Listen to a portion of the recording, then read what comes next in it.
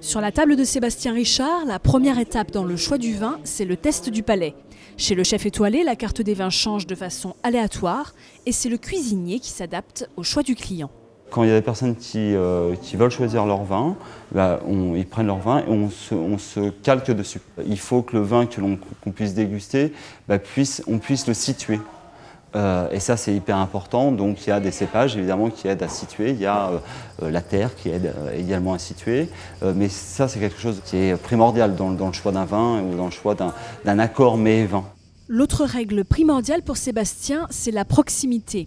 Depuis 2004, il travaille avec le domaine de Sulloz. Sur ses 30 hectares de vignes, on distingue 3 types de terroirs différents.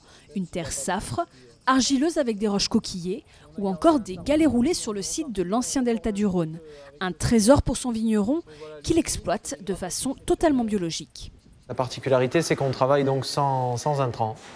On utilise juste l'eau de la pluie et aussi un peu de compost des moutons et des taureaux qui sont sur place. On a des sols vivants, on essaye de les faire vivre au maximum et on fait des vins. Leur typicité, c'est d'être atypique.